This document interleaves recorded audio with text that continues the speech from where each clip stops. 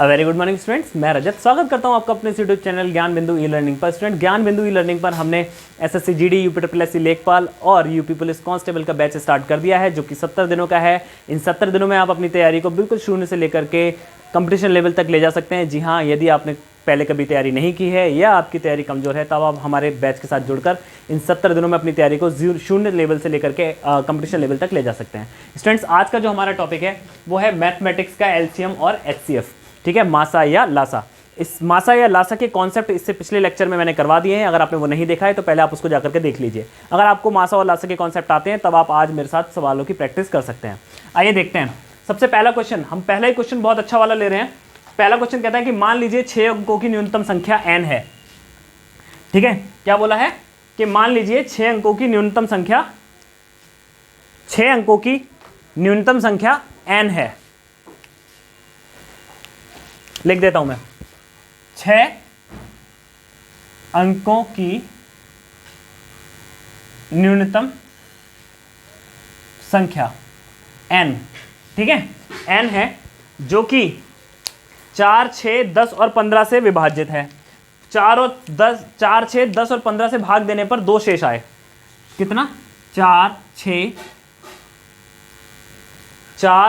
6, 10 और 15। 4, 6 और 10 और 15 से भाग देने पर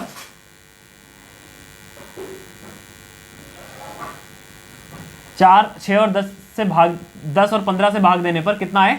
2 शेष आ जाए। बहुत बढ़िया। फिर कह रहा है कि ऐसी संख्याओं के अंकों का योग बताओ। ऐसी संख्या के, यानी संख्या भी नहीं पूछी है, संख्या के अंकों का योग पूछा है। संख्या के अंकों का योग पूछ लिया आपसे। अब देखिए, मैं आपके लिए सबसे इंपॉर्टेंट बात बता दूं। कभी भी आपसे छोटी से छोटी संख्या पूछे या बड़ी से बड़ी संख्या पूछे तो आपको क्या करना है? अगर आपसे पूछता है कि छोटी से छोटी संख्या बता दो, तब आपको क्या करना होगा?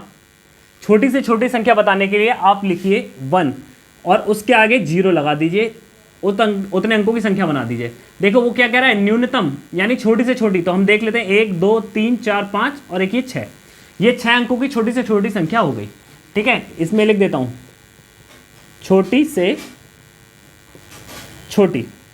वहीं अगर बात करें, अगर आपसे पूछ बैठे कि 6 अंकों की बड़ी से बड़ी, तब आप क्या करेंगे? उतने 9 लिख देंगे।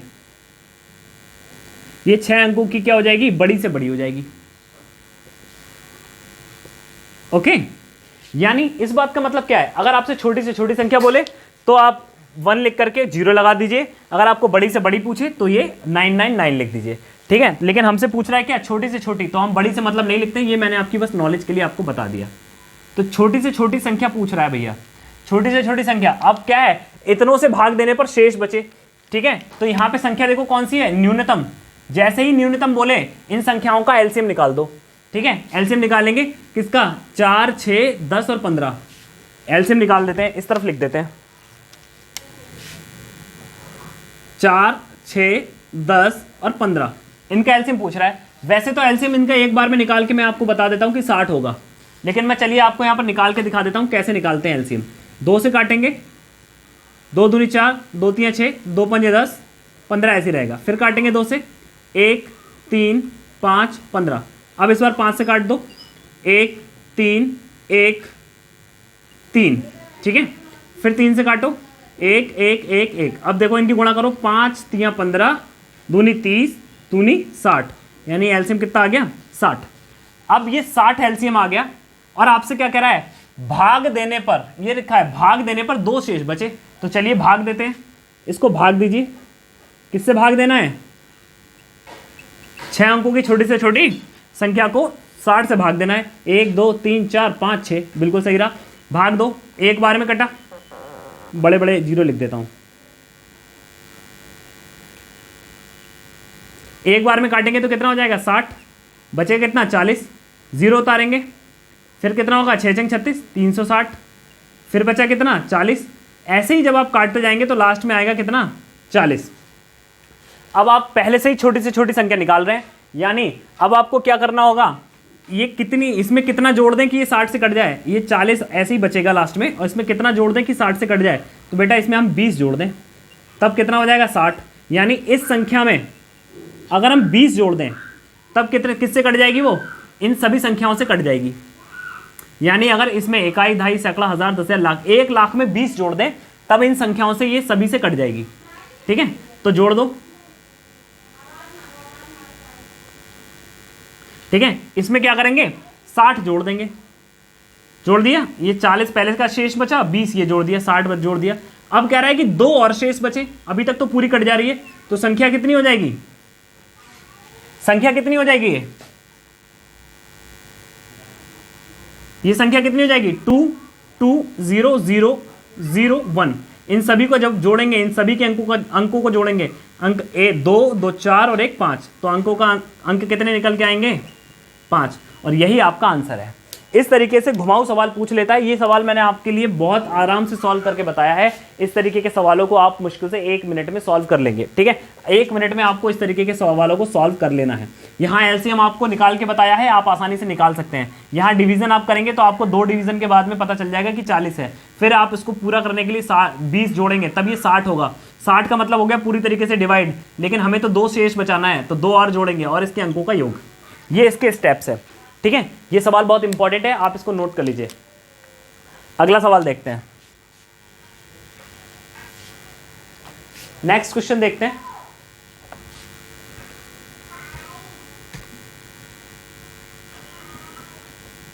अगला सवाल,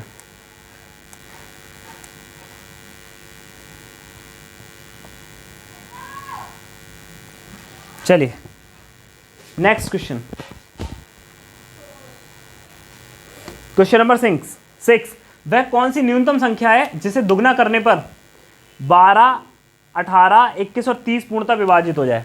वह कौन सी न्यूनतम संख्या है जिसे 12, 18, 21 और 30, 12, 18, 21 और 30 इन सभी से डिवाइड देने पर जो है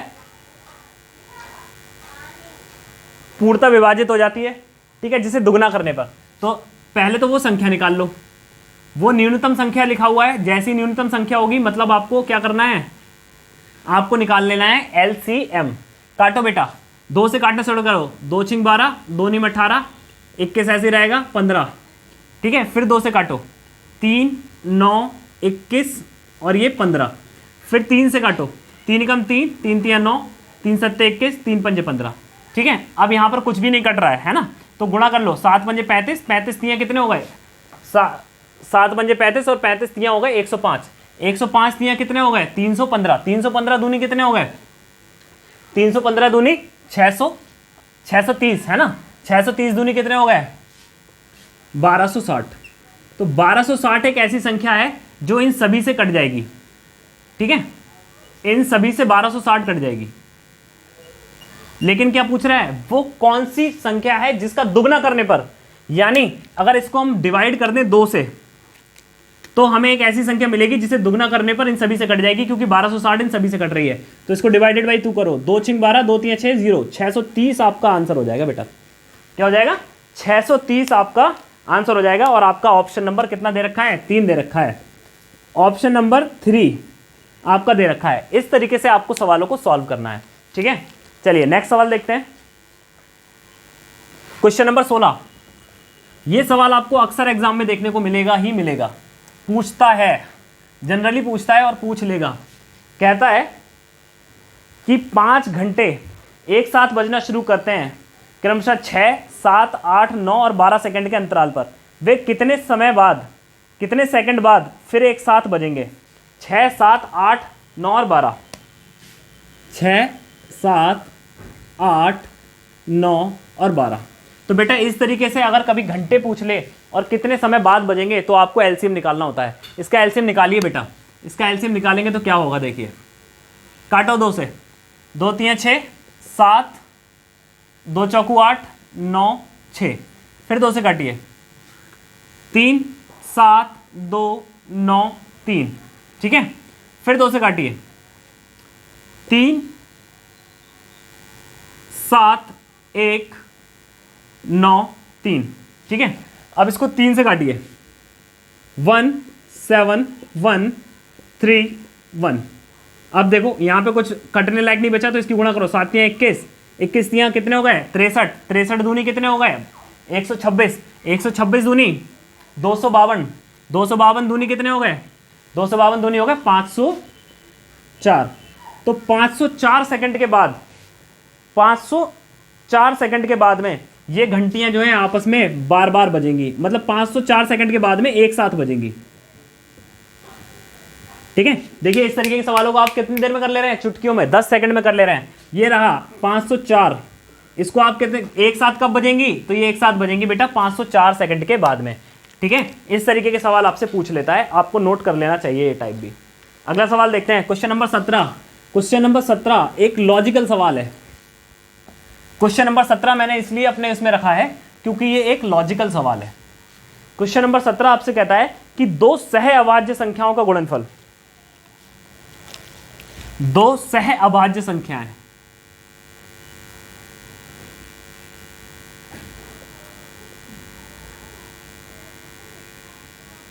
संख्याओं का योग, सॉरी गुणनफल, दो सह अभाज्य संख्याओं का गुणनफल कितना है 117 है। ठीक है, उनका लघुत्तम समापवर्तक बताओ, लघुत्तम समापवर्तक बताओ। इससे पिछले तरीके के सवाल थे तब उसमें क्या दे रखा था, गुणनफल दे रखा था, गुणनफल दे रखा होता था, लासा या मासा में से कोई एक चीज दे रखी होती थी। यहां पर देखो केवल गुणनफल दिया है, ना तो लासा दिया है ना मासा दिया है। तो यहां पर आपको एक हिंट दी है बेटा, जब भी सह अभाज्य संख्याओं की बात आएगी, सह अभाज्य संख्याओं का जो मासा होता है वो हमेशा 1 होता है। नोट कर लीजिए कहीं। ठीक है, हमेशा दो सह अभाज्य संख्याओं का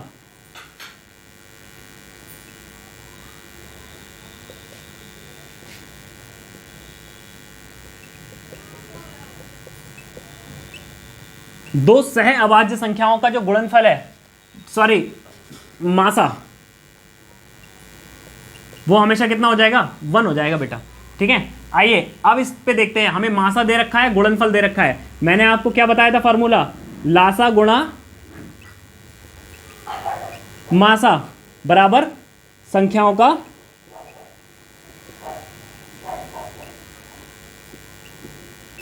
गुणनफल। संख्याओं का गुणनफल आपको कितना दे रखा है 117। ठीक है, मासा कितना दे रखा है 1, लासा आपसे पूछ रहा है तो बेटा उसका लासा भी कितना हो जाएगा 117 ही हो जाएगा।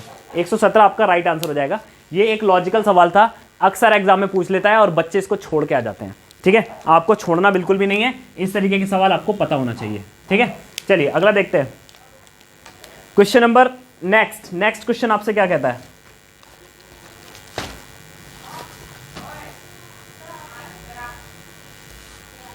अगला कह रहा है आपको संख्याएं बटे में दे दी हैं। इस बार संख्याएं आपको बटे में दे दी हैं, आइए देखते हैं। इस बार देखो नंबर आपको क्या दे दिए हैं, बटे में दे दिए हैं 2/3, 4/9 एंड 5/6। 2/3, 4/9,